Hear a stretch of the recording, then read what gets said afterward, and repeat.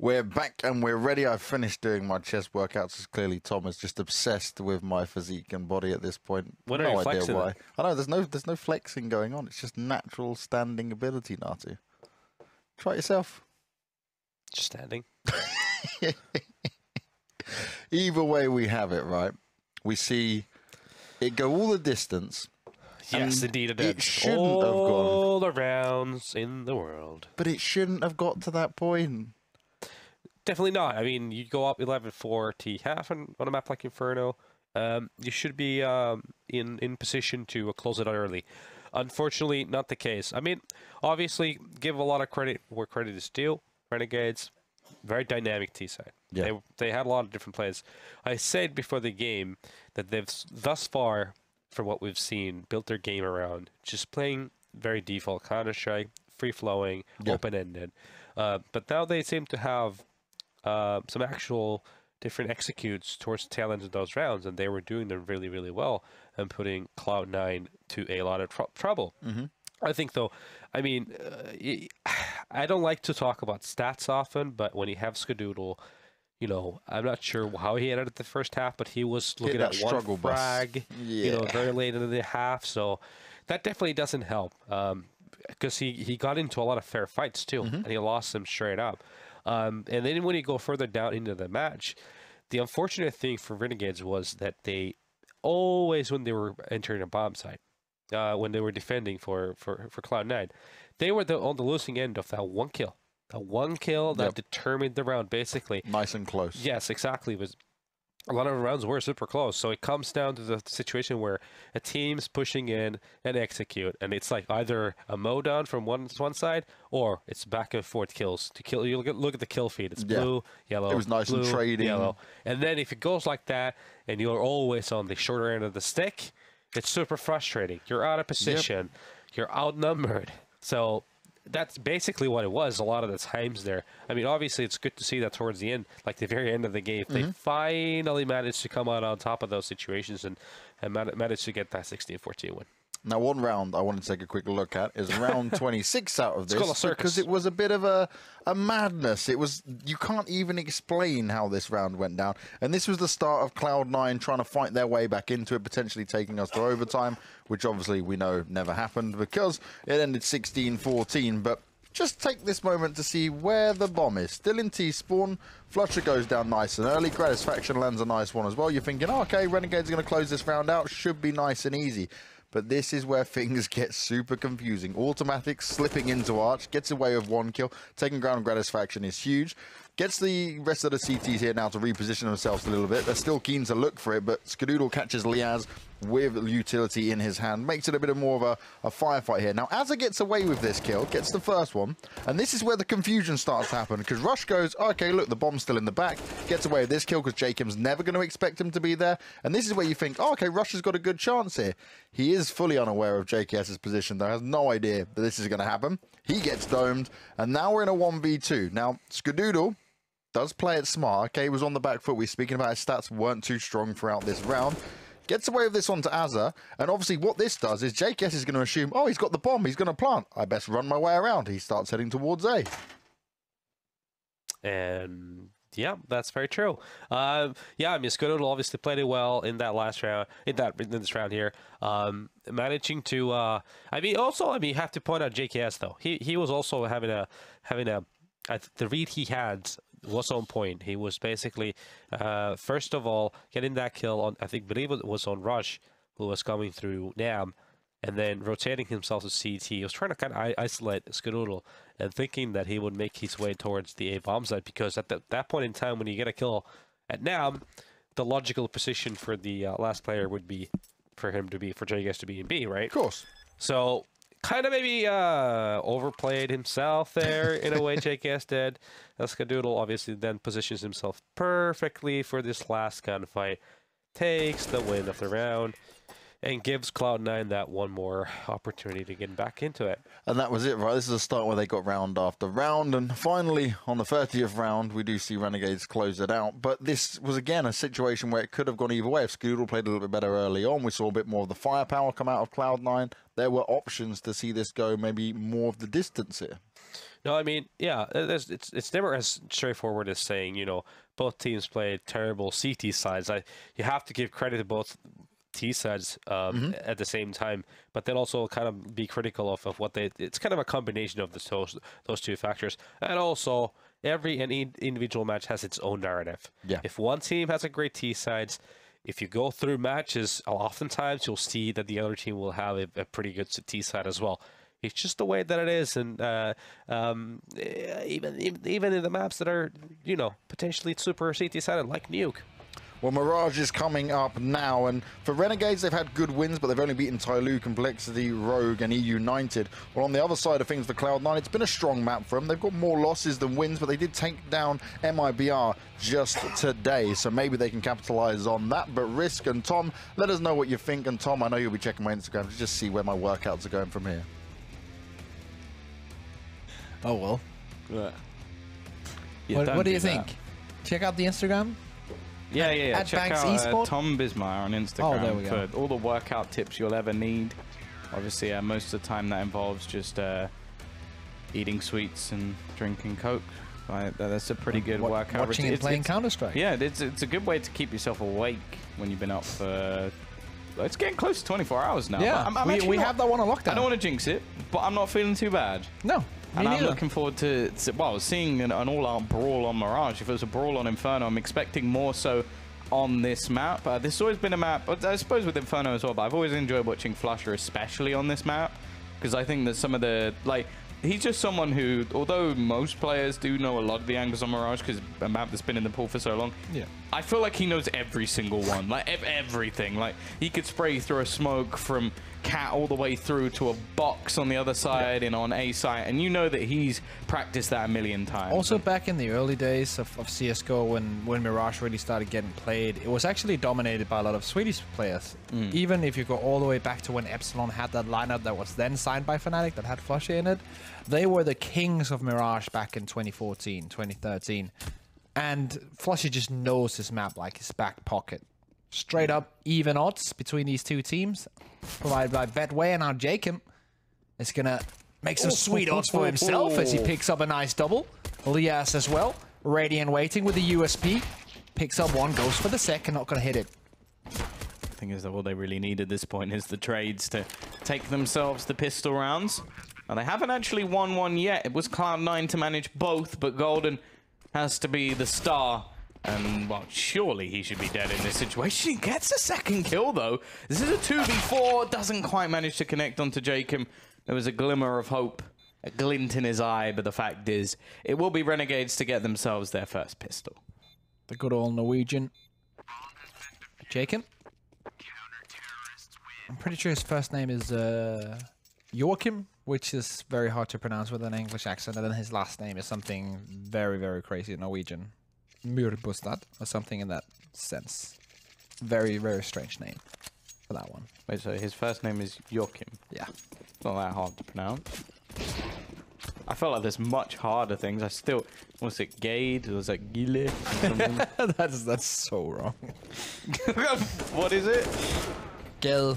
Gil. Is he a fish? Joachim Myrbostad, yeah, that's his name. As we go into this, of course, pretty much eco around apart from Golden's investment. Yeah, he bought an AK for Skadoodle, and he just died. Flusher, he will do a bit of damage, though. Yeah, that's like Flusher with the Desert Eagle is always a guarantee for some nice frags. Doesn't even matter what he's up against. Might also grab this one.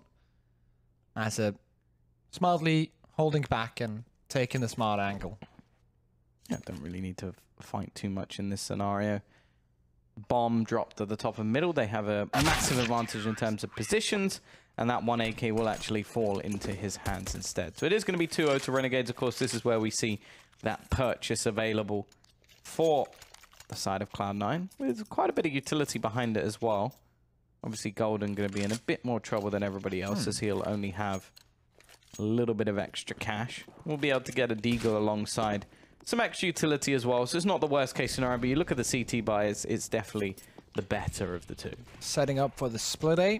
Golden is going to be the one taking mid control and then hitting it up from connector, but Jacob already now overextending an automatic with 2 double entries, or 1 double entry. And Asa answering back, automatic with his 3rd of the round. And now the bomb is going to get into position. Yeah, left into a 2v3.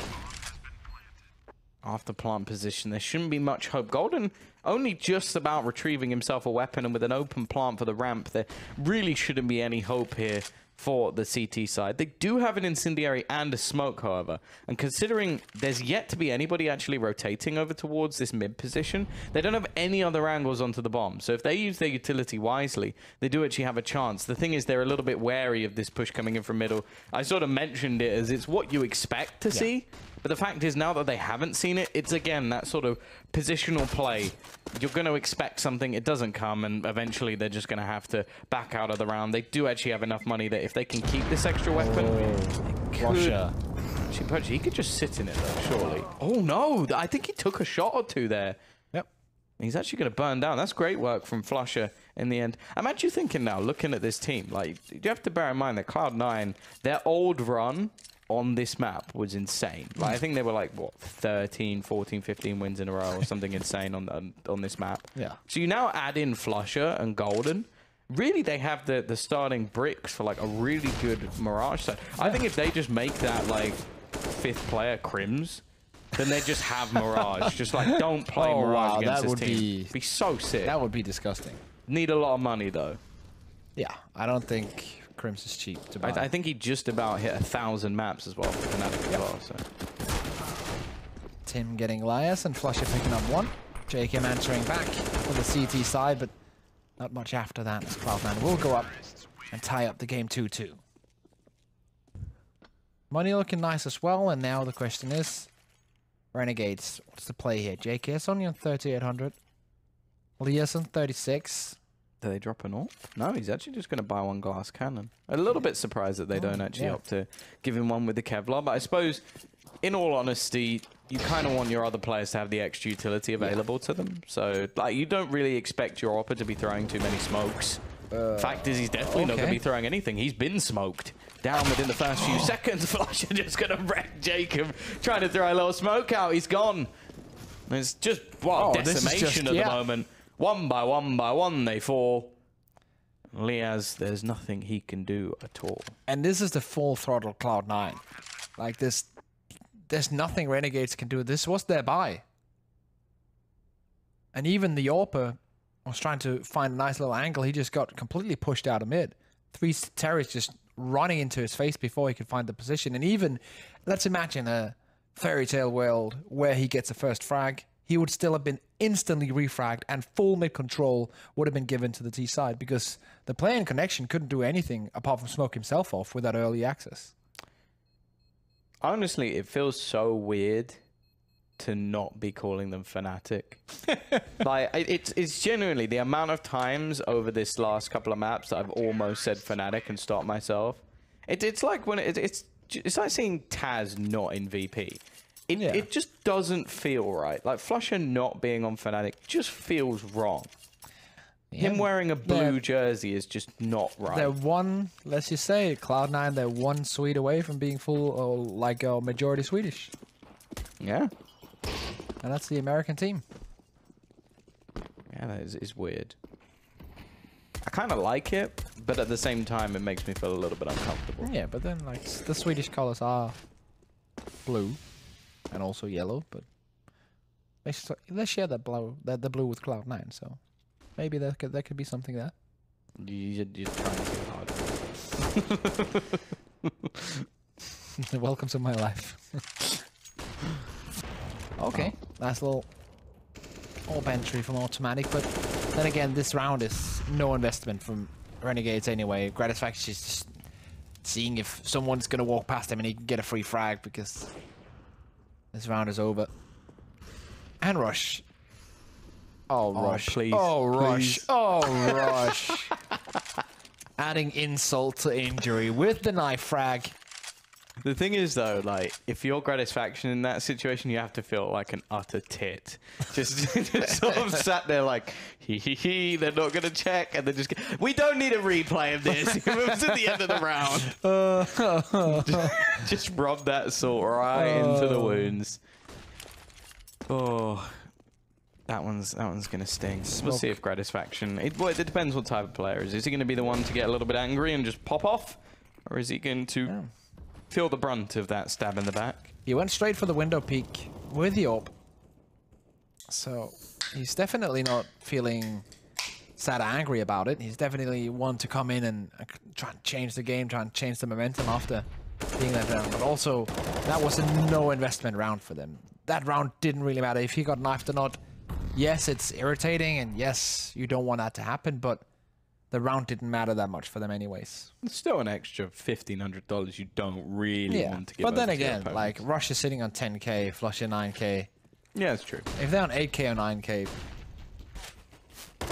not the biggest difference in the world. Especially if Asa can win duels just as this.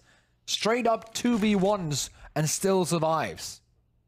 Yeah, this is looking like a troublesome situation at the moment for Cloud9. Yeah, you have to bear in mind they started the last map in a similar fashion, getting themselves an early lead, and the CT side had to try and break their economy, but they did it. They managed to do it. They managed to take themselves a victory, much closer than it probably should have been, but at the same time, well, that doesn't matter so much. Now the T's are going to try and do some damage as the bare minimum, but, well, absolutely nothing coming of this right now. And in fact, it will be a flawless round for the CT side. A great way to get back into this one, as they have plenty of rounds to go before they break that Cloud9 economy. Yeah, Rush 12k after buy or before buy, so money in the bank for him, and the rest of the gang also with plenty of cash to go around.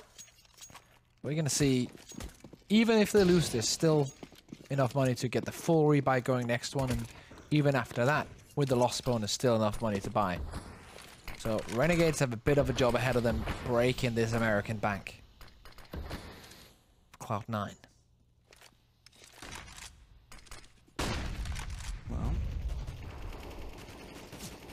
Oh no. So that's the second time. Like, in the previous round, he went for a similar play with the rifle in his hand, which is always a better weapon to have when you're looking to take a fight. And this time he's actually caught out, and while Jacob now tries to rectify this problem and goes aggressive in his court as well. So a two-man advantage already for the T side. Gratisfaction wants to try and fix the problem, but will he make it a little bit worse, as he's going to be closed down? Rush just around the corner, and another man found with a nade in hand. There's been mistake after mistake, catch after catch. Cloud9 look to bounce right back after losing a round. Nice shot from Liaz, though. Still on the bomb site here. I have to get through him if they want that bomb to get down. They're both there. Yeah, this is doable. This is very doable for the CT side. But the spray, it actually hits in the end of the second one for Liaz. That's his third of the round, and now it's a 2v2. He's turned the round on his head, and, well, luckily for Cloud9, Flusher has scouted out the A-bomb site. Oh, but there's a man on short. If JKS can somehow hit this shot and take down Skadoodle, he's got a chance. In fact, to get the shot onto Flusher instead, it is into the 1v1. Liaz not going to be able to stop him from crossing, but he goes into the open. Skadoodle just hands it away. He had to cross anyway, but he didn't think there was going to be a secondary player so close to that position. And that became his death. Liaz with a 4k round. Yeah, fantastic round from Liaz. And, well, again, it's Skadoodle down the bottom of the board, 1 and 5. We saw him have 1 kill for the majority of the first half in the previous map. But then again, JKS for Renegades is doing the exact same, and he's usually the one that we do see consistently on top of the scoreboard. Yeah, Justin Savage, normally, well, the one named by Sponge as the sort of player who he thinks is world class. And at times I would agree. But yeah, definitely. It's actually very rarely I disagree with Chad, but right now he's definitely not world class. Faction looking to try and dominate the mid position, but as of yet definitely hasn't gone his way. Golden, I think he can find something back into mid, but as of right now it's just going to be a bit of a slowdown in pace. He's waiting patiently, and the CT is very passive. They're more just watching to see the spots that are being taken, and there is a man towards this window spot currently waiting in the jungle. It will be Gratisfaction. Golden just around the corner. He's got to be careful, though, because he is scoped in. If Golden just jumps over his crosshair, he is dead for sure. Also, if he just scopes out, the T hears that. He's waiting for the execute. Everyone's just wait. Oh, he hears it. Goes for the duel, but no. Gratisfaction hits the shot, and now He has a feeling someone's in that connector. Flashes it out perfectly, holds them back for now.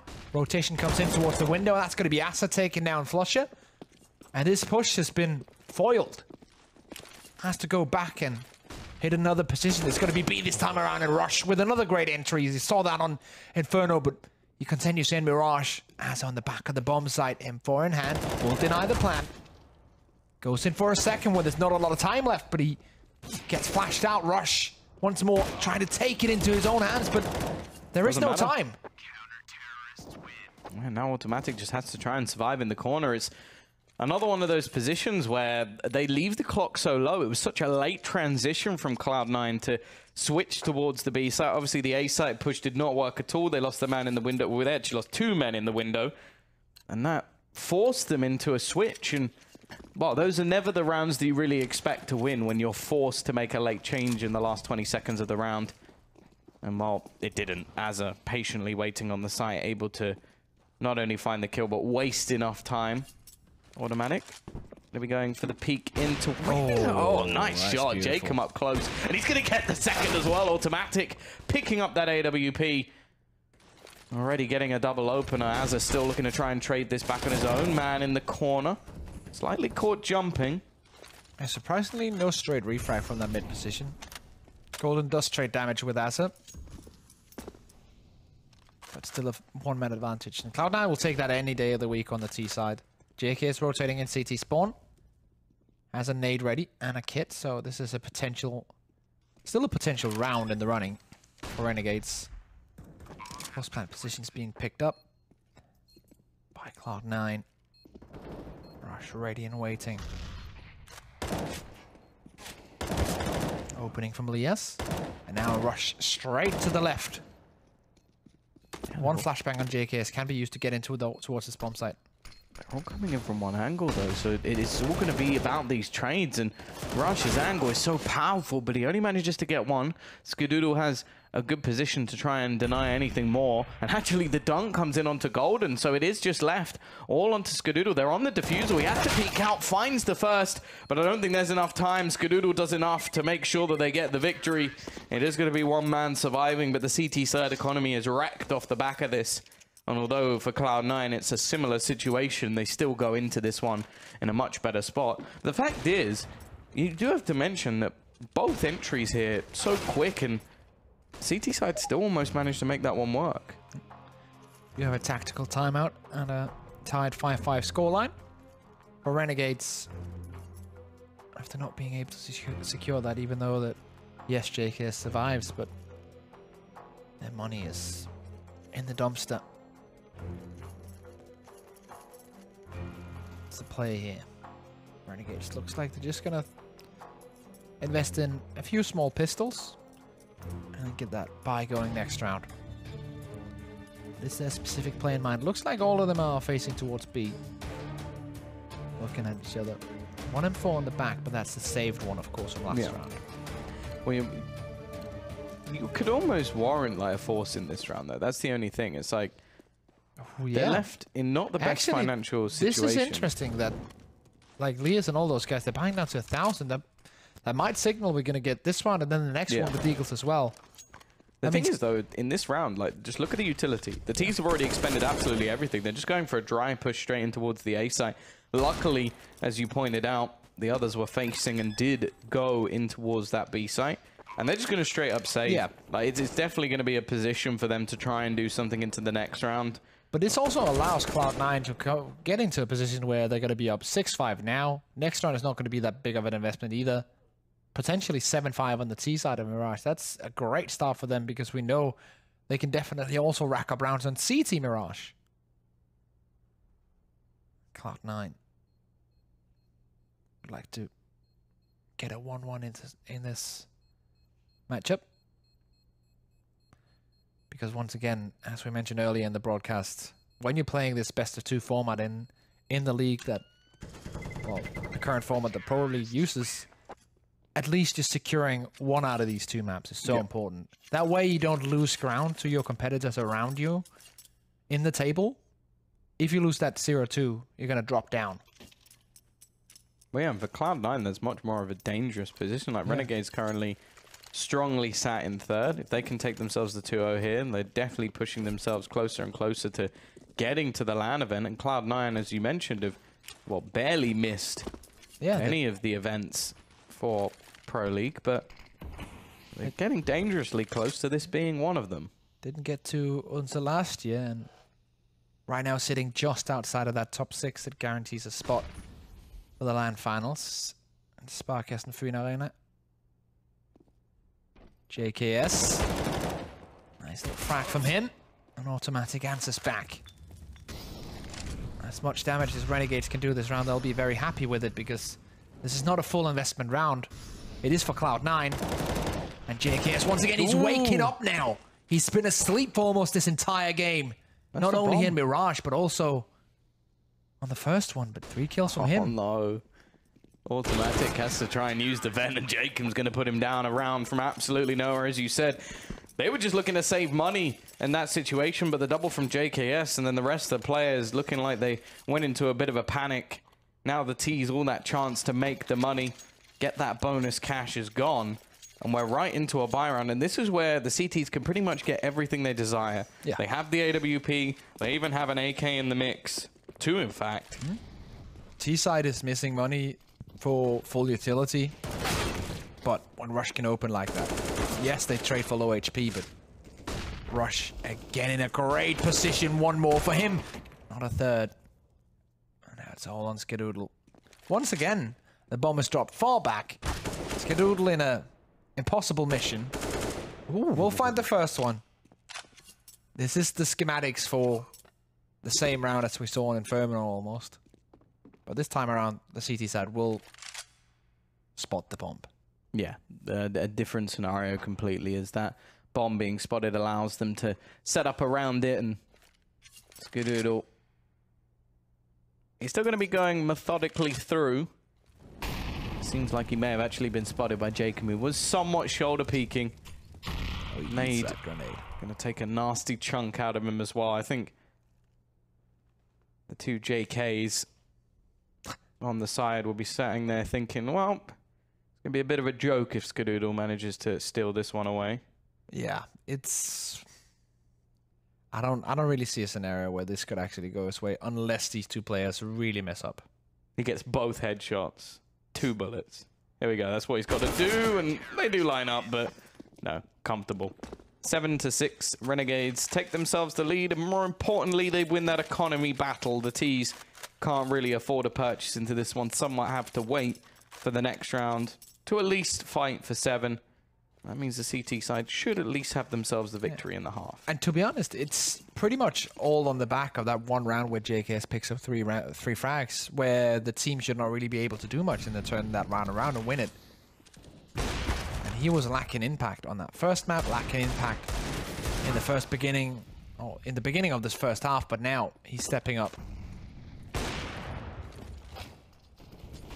First frag of the round already as Jacob chimes in as well. Last 2 players. Done and dusted also. Renegades on 8 now. Yeah, the flawless round, not that it really matters for them in terms of economy, and the T's.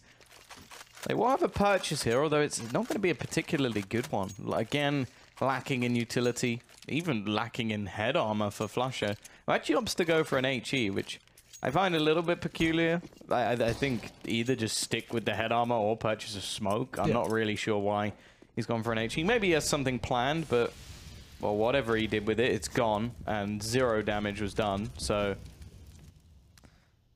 maybe just a bit of fun. If you don't buy a ticket, Tom, you can't win the lottery. That is true. But you gotta select the right number on the ticket.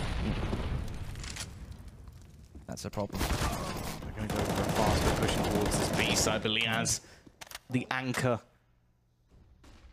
It looks like Renegades, they have the number of Cloud9 right now.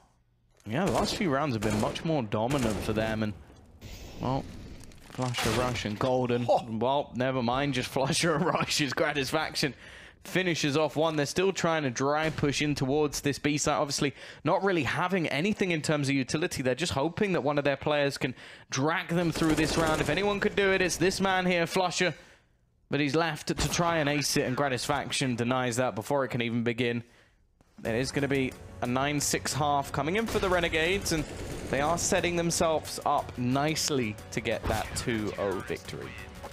Looking very, very good for a team that's doing very well so far in this season of Pro League. A team that has changed up. Got 2 new faces in from the Australian scene. Yeah, I was definitely surprised with the fact that Nifty left. I don't know if that was more of his choice or the team's choice, because he definitely seemed to be, well, he definitely is a massive talent. Oh, for sure. In North America. But at the same time, I think something definitely needed to change for Renegades. The fact that, obviously, Kassad came back the second they made those changes. There's obviously a few arguments there. Maybe he had disagreements with Nifty, obviously him being the in-game leader, or maybe he just did see the end of a tether and didn't think that it was going to move anywhere from here. But it's definitely nice to see a sort of fresh face Renegades. They're looking much better. Even the players who were in the roster before seem to have woken up. But we are going straight into the pistol round, right into this A site, led by Jacob. He had an excellent first pistol, 4 kills to his name. He's going to try and beat that here, although JKS has other ideas. However, I imagine on the Renegade side, they're not going to care too much how they win these pistols, just more importantly that they do. Bear in mind, they lost both pistols in the previous map, and to be honest, for the majority of it, they were fairly dominant. An 11-4 first half. Now they're looking to try and win both pistols and leave Cloud9 out to dry. It is a 5v3. No kit in this retake. Jacob has been spotted, and Rush will be able to put him down without too much hassle. Let's take a little bit of damage back. In fact, down to just 15. Still gets a second, but it may just be too little too late. They are burning down this clock into oblivion, and while Skadoodle can try as he might to get the kills, it was Flusher who managed to retrieve that kit. And the bomb is going to be going off. You know, I feel like Rush is trying his best with what he has right now. He's sitting at 12-13, which is not a bad scoreline. And he's getting entries, but it's just not working out as a unit for Cloud9 at this point. The thing is, it's like, even so in the last map they had Golden having like a great performance and they lost. This map they've got Automatic playing a bit better, like he's had some moments, but now Golden's down there on 5 kills. But that's the thing, it's like I can understand it more when Golden's not having a good game, because he is the in-game leader. That's not why he's in the team. He has that Automatic excuse, which is just like, I'm in-game leader. Like, the thing is, most in-game leaders don't use it as their own excuse. Like, I'm there to call, I'm not there. But it's one used for them the majority of the time. The fact is, though, I don't feel like the star power of this roster has stepped up by any stretch of the imagination. No. Not to the point where they're actually going to win the game. And I felt like Flusher did that on Inferno, but apart from the first 4 or 5 rounds here on Mirage, we haven't seen much of Flusher. No. And when Flusher disappears, then you know the team is in trouble. Asa spraying away with the MP5. As the nades land towards this A bomb site, opens up a scenario for Renegades to go in and plant the bomb. This is just the eco for Cloud9, of course, so they're not really expecting to get a lot out of this. They just don't want to die to the Mac 10 here of Gratisfaction. Don't want to give him that extra money and the satisfaction. Yeah, the other thing as well is he is the man looking to try and pick up an AWP, so the more cash that goes into his pocket, the more likelihood is he will force it up into the next round. And while he's doing quite well at making the extra cash, in fact, he's going to get another double to add $1,200 to his name. He has with an extra 600 for himself, and Jacob will net a measly 300, of course, using the AK, but 11-6 nonetheless. Still a strong position for Renegades. A similar one to what they were in before after losing the second pistol in the previous map. But now we look to see the purchase, and by the looks of things, they may just go for a bonus round. It's going to be 1 Mac 10, 1 MP5.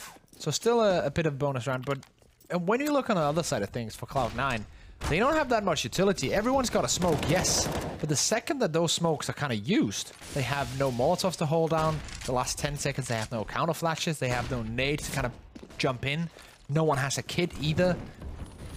This could be problematic for Cloud9 in the end.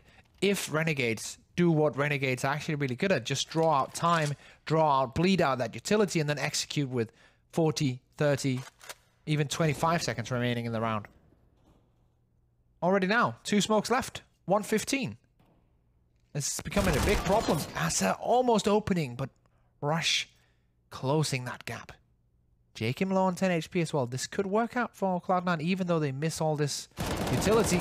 If they can win their duels, they can take this round, and Gratisfaction will get one with it. Mac 10. 2v4. AK in hand. Lias having a hard time here, and it seems like the round is over for Renegades. Yeah, nice round. At least for Cloud9 to look to break back. And, well, this is where things get a bit more interesting for Renegades, because now their money is in a bit of a mixed state. Like we spoke about it being a bit of a bonus round. And the sort of bit of it is now that you look at the money and you see Liaz with missing cash. They are going to go for, again, a bit of a buy, but not quite as hefty as the last. They will wait for the next round where we can see Gratisfaction picking up his trusty AWP. Yeah. But this one's more of a chance to do damage. Even if they get a couple of kills in this round, it's enough to stop the CT side building up a bulk of cash, having that reserve ready for when they're able to purchase or repurchase if things go wrong. In an ideal world, they want 3 frags in this round. If they can get that, they're satisfied with the result. The boys of Renegades. But already now the first person has gone down. Jacob needs him, a miracle in that window, but he won't find any. And then just get picked up one by one. No frags will be given, and this is exactly what they don't want it. The economy is now growing over at Cloud9, and it's such an important part of playing CT side, especially on Mirage as well. Just having that economy, and it's a fact we harp on every single time. But it just is so central to having a good CT side, being able to manage that money.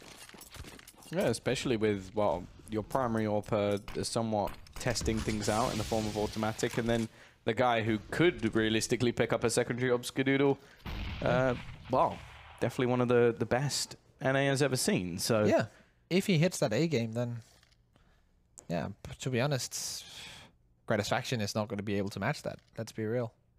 But it's still a big question, because does he even have the potential of hitting that A game anymore? Does he even want to? Yeah.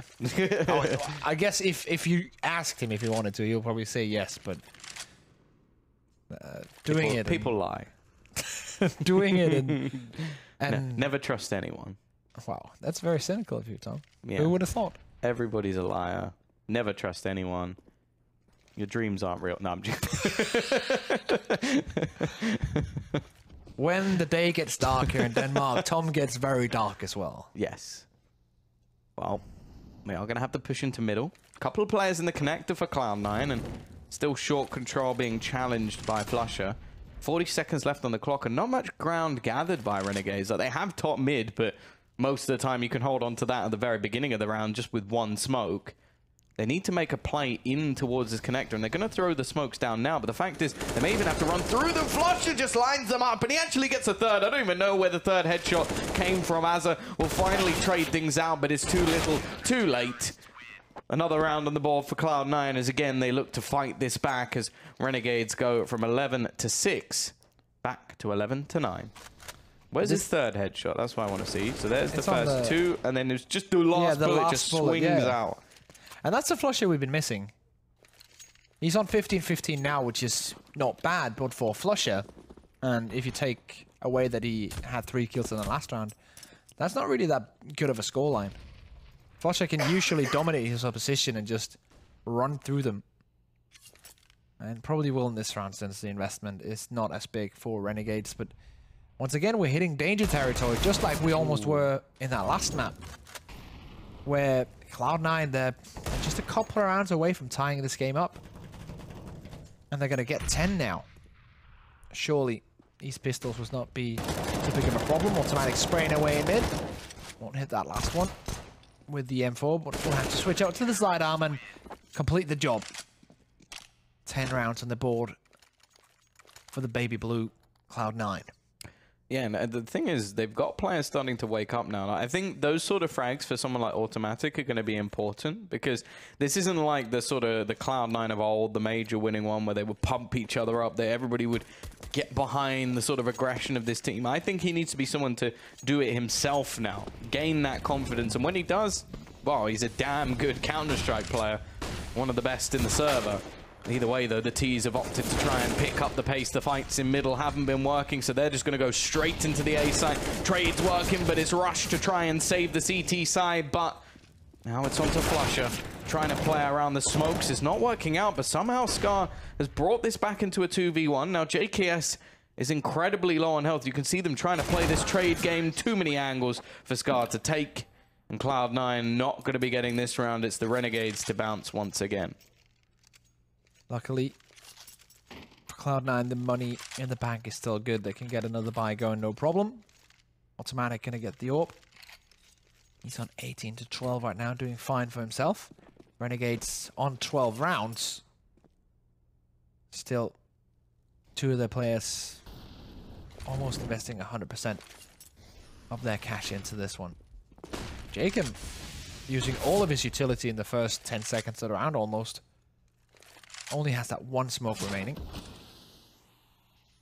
And has only grabbed the beginning of mid. Golden is still squatting here. It's getting flashed out now. That was a nice flashbang from top mid to draw Golden back. Yeah, this time, TT side not taking such an aggressive hold on middle, which, well, has been fairly successful for them so far, but I think it was the problems of the last round where they lost control of the A site. They've actually opted to now focus more on A, and because of that, Azza's managed to get into the backlines. This is a big, big problem for the B site, as they're going to have absolutely no idea. He can just go walking through, and you could see the T side are going to play off of this. They're wrapping around. He should have the execution. He's just going to try and work out where the second player is. He's in the apartments. There should be a free kill onto both. There's the first, spins around for the second and gets it as well. Fantastic stuff from Azza. An individual play. Even just goes and finds the third. Why not? That one was expected. Golden probably knew that someone was going to go pushing in there. It doesn't matter anyway. Azza has turned this round on its head.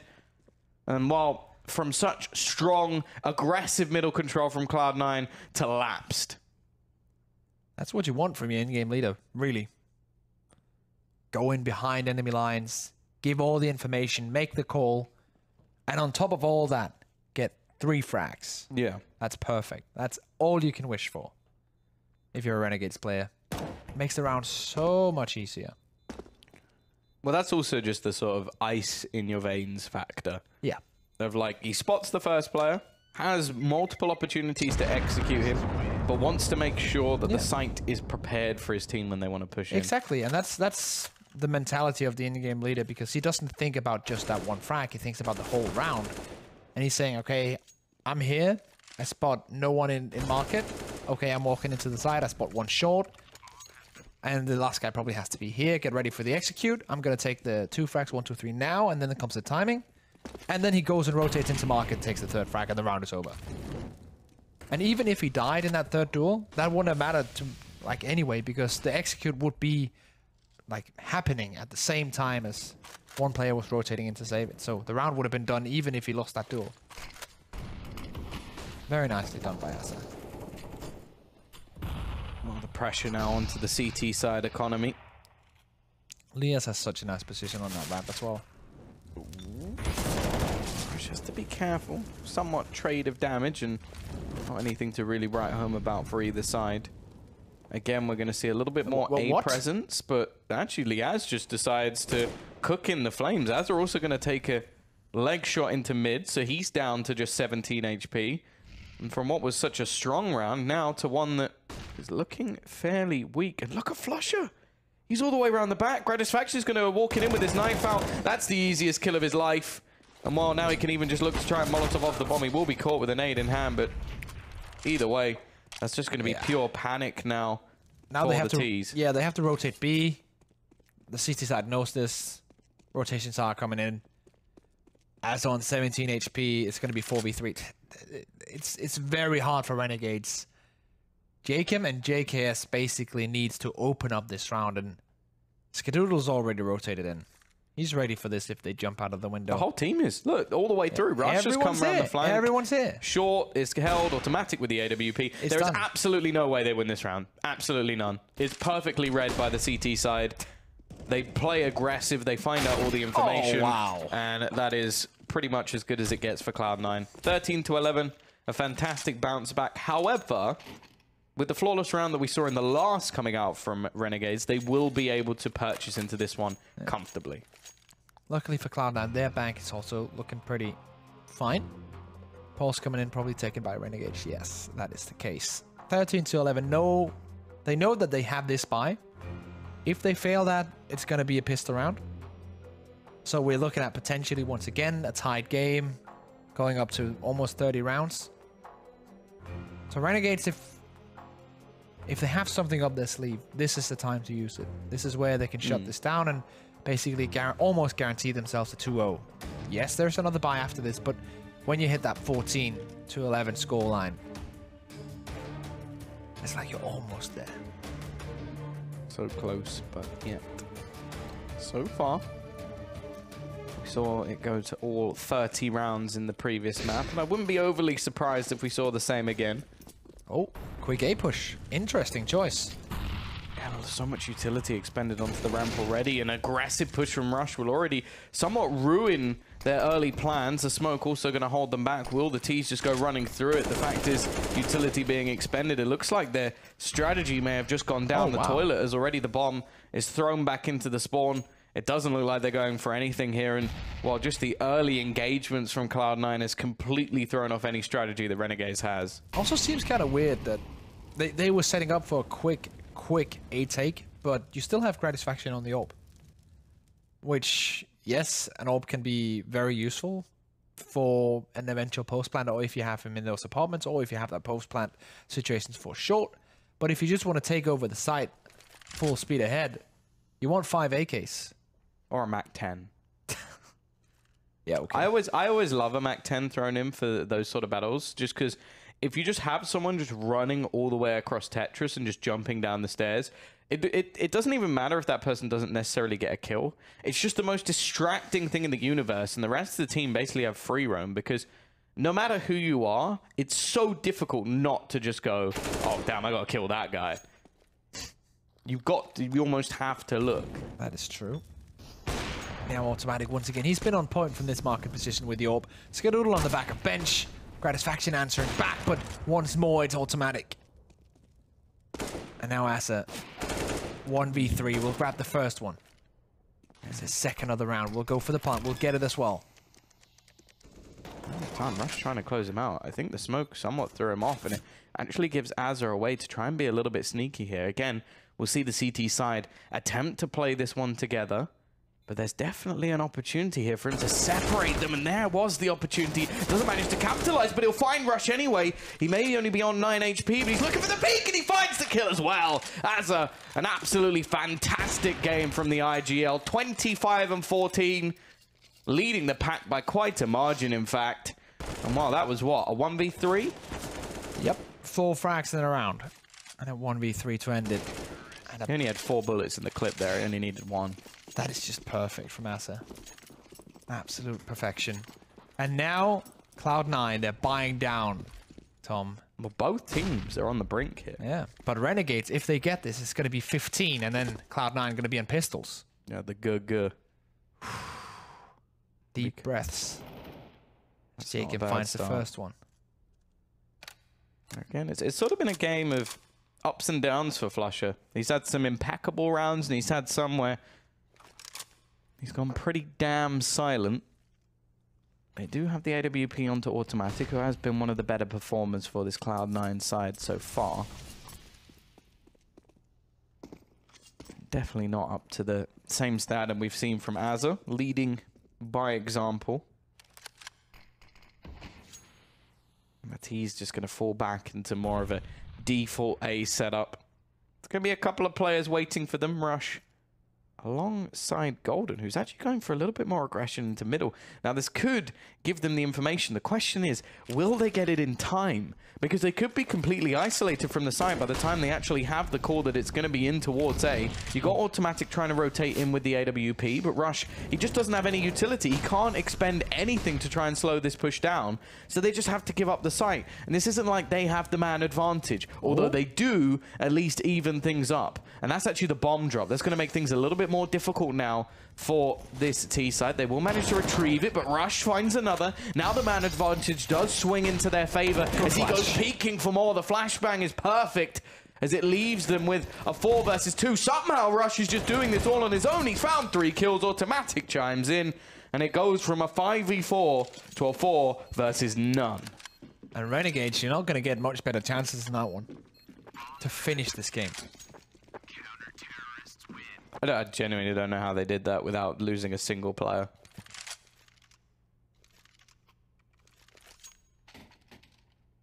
Risk is speechless. Yeah. It's coffee time. This is the coffee bottle was saying weird noise. Not sure if you could hear it on stream.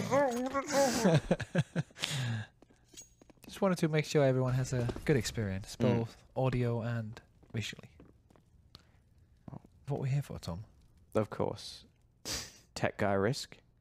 There we go. Full eco for Renegades. Want to make sure that they can get the perfect buy going in round number 28. At this point, yes, a bomb plant would be nice, but they're banking on winning that next buy anyways. Is this going to be fake on fake? I like these sort of strategies, but you have to get like a kill. Otherwise, it's just sort of like, yeah, I'm just not going to rotate. Like, why would I rotate? I've seen that work once or twice. I think it was like it was like the Luminosity off, one of the ones like after the, like, obviously legendary one. Yeah. Where it was like, I think Yell was still in there and a few others. And then they threw in a fake like that on Train where they had one guy run out ramp, 3 guys run out Ivy, and then the bomb just went and planted on B. But in that situation, Rush has absolutely no reason to rotate because it's like, yeah, no, maybe there's going to be a 2-man pistol pushing towards B apps. I better quickly rotate, tell my team. No, I think they can cope. They got that under control. Last timeout for Renegades. Yeah. Always nice to see teams using all their tactical timeouts. Even if everything is going swimmingly, it's always nice to just take a break, feel that you're in control of the pace of the game. Just use those timeouts, really. There's always something you can do better, even if you're the best team in the world. Which Renegades obviously are. Well, let's not sugarcoat things. But they will have a chance to play against the best in the world if they qualify for LAN finals. Yeah, if Australis manage to qualify. They will. I'm They're pretty sitting sure on they top. may have already done it. Yeah, they're sitting on top of the board. Well, it's going to be a fast push out towards this A site. Back to basics for the Renegades. Jacob looking to lead the charge. Now, Rush has been a menace in this corner, but he's being forced out. Instead, though, he peeks in, and Jacob, confused, distracted, gives them that opening. The bomb is down. Automatic looking to try and find something through the smoke. Won't gather anything as of yet. Very close to hitting that shot as well. Automatic. Not able to find anything yet. They're just holding it, waiting. JKS with one. Here comes the push. Rush picks up the first one. That's Lias, and now Automatic jamming in as well. 2 players still remaining. It's just one now. It's Asa. Smoke goes down to the bomb, but Skadoodle will find it. The defuse will come in. There will be time. It's going to be 14-14. Cloud9 tied up in the dying seconds of the round, Tom. Yeah, they make it work on this A side have actually been excellent. Like, they've come from detrimental positions quite a few times to actually turn things into their favor. It's 2017 SK-esque. Like, they're so good at retaking on this map. 14-14, and Renegades are forced to just go for almost a CZ go by. It's going to be ruined by the JKS Deagle, but... Well, I'm okay with that. JKS is a pretty fire Deagle, so... Yeah, but you want full CZs. It just gives them all extra power. It is true. If you have if you combine the 5 different pieces of Exodia... Yeah, exactly. Everybody has to have a CZ. And it's useless it's all on their powerful. own, but if combined, then... Okay, I get it. Yes, I know one wins a map by just summoning his leg. Like in the Yu-Gi-Oh reference. Good stuff. Yep, and it is time for the duels to begin. Unfortunately, Golden does have a massive advantage. He spent all that extra money on the decks. There's now just left So the remaining two. Nice shot from Automatic to just no-scope the last man. 15-14. All right, They Tom. may be about to trade things perfectly, but here comes the last-ditch effort for the Renegades. The Aussies with a little bit of extra spice have one more chance to take this to overtime. Otherwise, it's going to be an exact trade of 16-14s. That's how it is sometimes. That's how these online leagues play out in this best-of-2 format. Now, there was a Molotov actually throwing that smoke. Oh, I think the gap may have faded. Obviously, GoTV gives us a slightly different view to what he actually sees. Okay, Jacob just pushing straight into mid. This is dead. Surely, actually a missed shot, and that's going to be an opener for Jacob. A bit of a mistake from Automatic, not expecting the aggression into middle. OT may be on the cards. Obviously, it actually reduces the amount of points that you gain for winning. You do manage to get one if you're over on that losing side. Azza again. Now, we see this work before.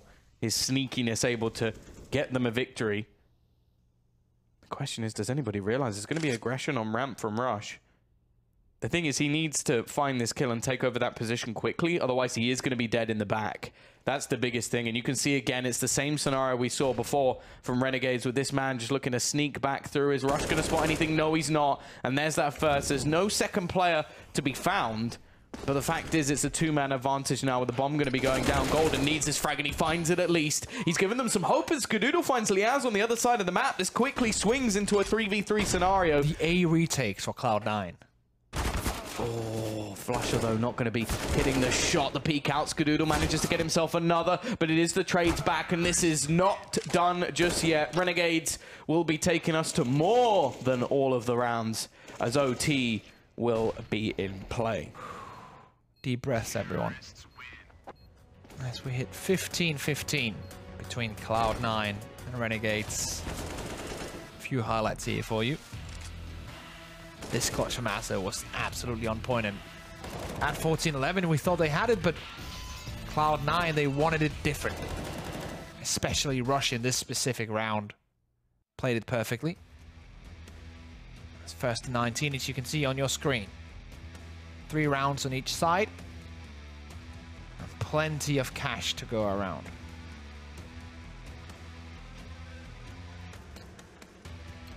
Wow, this is where, as you said, economy goes out the window. That's been one of the sort of big problems for either of these sides, is things have sort of gone so backwards and forwards. We've always seen limitations in a lot of the purchases that have come in.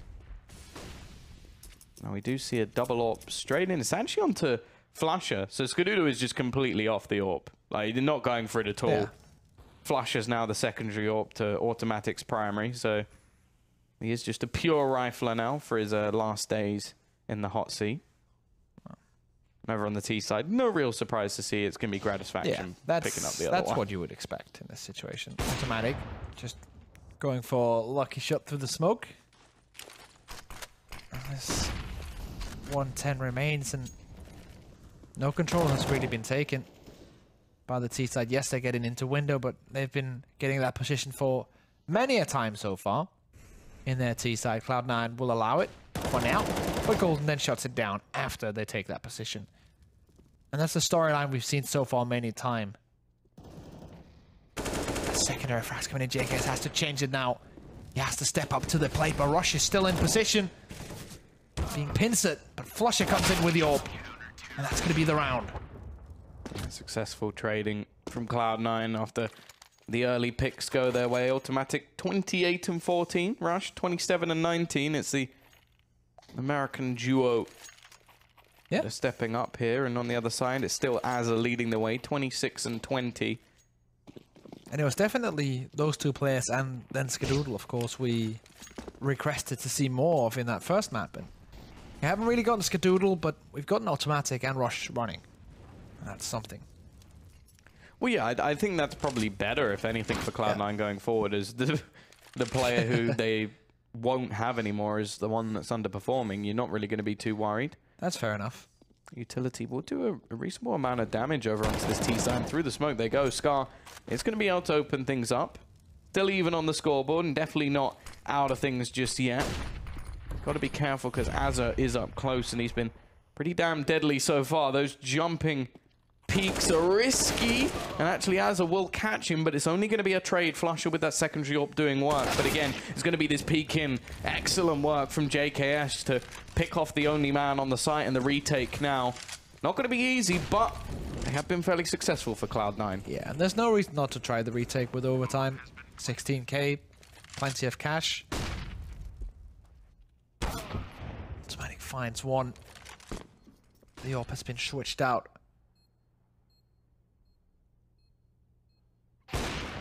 Sure, gratisfaction. Oh, a secondary one, maybe. No, he pushes out, and that's going to be the round. Surely they have time for the defuse. Oh, yeah, for definite. The great work from Automatic to hit once those again, close range shots. The retakes on this A side, they've been absolutely stellar for Cloud9.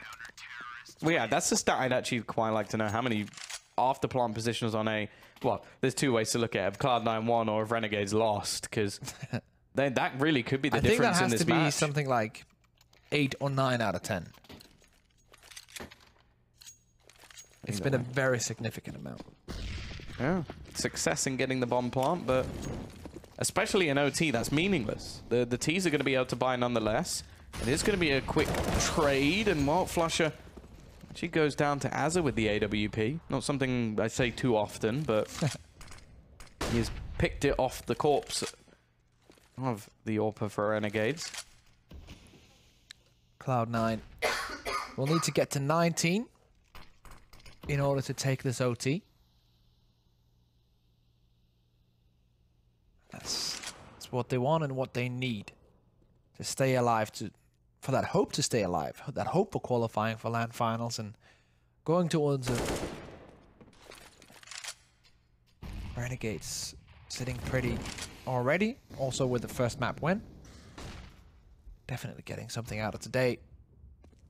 3v3 now. Bomb is still in T-spawn, and that has been the problem for many around. It used to be the other way around, that it was actually Cloud9 who forgot it. But this time around, it's Renegades. JKS is making so much noise. Rush will hear this. Free frag from him. 40 seconds to go. Golden hears the jumping as well, or maybe just sees it. And that's all on Lias. Yeah, mistakes have been made in this round. They had the B site under their control. Now they're on a retrieval mission, and with only 25 seconds left, that Molotov, that should just end it. Yep. They shouldn't really have any hope. Like, realistically, the CT side can just run away. They don't need to take the fights here. However, they're going to sit with a bit of a crossfire. Liaz's only hope is to find both kills, and it isn't going to be the case. Cloud9 win all 3 rounds of their first half of OT. Now just need 1 on the T side, and we have to note that this has been a close, like 9-6 either half. It's not been anywhere near a dominant showing. Now, obviously, it is a game of 2 halves, and I think what Natu said actually sort of comes back quite well here, is sometimes you can see a very one-sided half. Yeah. And then the other team will come in turn and actually do the same thing. And you can see the very same thing when it comes to OT. Yeah. Sometimes you can have 3-0s on one side and the other team will do exactly the same thing. Then you can see a 3-0 on the other side, and again, it can happen again, especially on a map like Mirage, where I would say that there isn't really that much of a one-sidedness to the map. To quote the great Joona Lepponen, I'm not sure if I pronounced that correctly, but each match has its own narrative. Those were his exact words, and to be honest, sometimes this OT can feel like a match within the match. So exactly as you said. Flusher writes his own book, though. It's not the book of love, but it's definitely doing damage. Yes, Azza has been pretty good with this AWP since he's picked it up. Of course, though, all they need is this 1 round for Cloud9 to take this match over the line, get themselves that 1-1, get some extra points on the board, and have a higher chance of making their way to that place in Denmark that I cannot name. Odense. There you go. That is why Risk is here. That's literally why I'm here. I just can't pronounce the name. We're going to see the T side looking to try and take some control into middle here. Now, it's a fairly lapsed control from the CTs. They do have Jacob looking to try and take a little bit of a face, and Gratisfaction's gone very aggressive over into the Palace, but not spotting anything out. Maybe a little bit of a false positive, because the bomb is actually rotating over towards the ramp. The thing is, though, his position in the Palace is going to be so valuable. Now, Jacob on the edge of this smoke, he needs to find the kill, and he does manage to first. Golden around the corner, will trade it out, though. 30 seconds left in this position from Gratisfaction's great, but he doesn't manage to connect the shot. And now they're just going to be able to isolate him. He doesn't have that surprise factor anymore. Utility being expended by the T's. And actually, Flush is just going to peek him and remove him from that Palace. All the valuable spots that were had from the CT side are gone. Liaz will be able to find one back. Azza has been very clutch so far and has to do it again if they're going to have any chance of survival. The fact is, though, the CT is already in strong after plant positions. He needs somebody to make a mistake. He needs somebody to peek into the angle, and they do it, but it doesn't seem to matter. Liaz now into a 1v3, and Flusher with another shot on that AWP will end the match. It's Cloud9 to win it in OT. They definitely didn't have the best start to either of these maps, but at least they've come away with a 1-1. Even though it has to come in overtime, Cloud9 will be happy that they scraped it together here. And yeah, interesting storylines here. And let's hear what the analyst has to say. I know Yona or Natu will have something to say about the narrative of this one. Thank you, guys. You just ready to spin some decks? I'm a DJ. DJ Natu, breaking it down live on air. Boom. I just read the narrative. You do? With the rhythms of music. Why did you give us overtime then? Because I like to torture myself. I'm just kidding. Just make yourself all the rounds, there. of course. We love it. Yep. Always all the rounds. That's what we get to see from these guys. An awful T side from both teams. And then Cloud9 just suddenly found their second win to pull it out. I mean, 6 rounds on T sides is not awful. But it was... Sure. There was a lot of awkward If you go beyond moments. the numbers, definitely not beautiful. Not awful. Not beautiful. Somewhere in between. I mean, if we look at those end of the game rounds and regulation, you saw that Renegades noticed that they managed to get a bomb plant every time they went for that A execute, which they did. But then they dropped the ball once they were setting up the crossfires, giving Cloud9 far too many individual fights, far too many angles where they could be able to get a kill from far off, and then no one could then retaliate, because that's the whole idea, the whole concept of a retake situation, basically, so that you you put up traps for the CTs, and then you try to leave yourself some utility. I mean, even one flash that you can throw towards connector, which is like one of the main points that you would come through as a CT. And then maybe everyone just contest that part, you know, make sure that you're contesting one part of the retake. But yeah, I mean, kudos to Cloud9, obviously. Resilience was massive. They just clawed back. And also, big up to Uzzer. He had a massive map, even if Renegades lost it. So you do pretty much agree with my point, even though the scoreline doesn't give it. It was bad performances from them in general. But either way, I'll say that Cloud9, this is kind of how their games are going, right? This is how they're managing to get things done. We are, though, going to go to a quick break because our next game's coming up rapido. So don't go anywhere. Make sure you join us back here, and we'll see you very soon.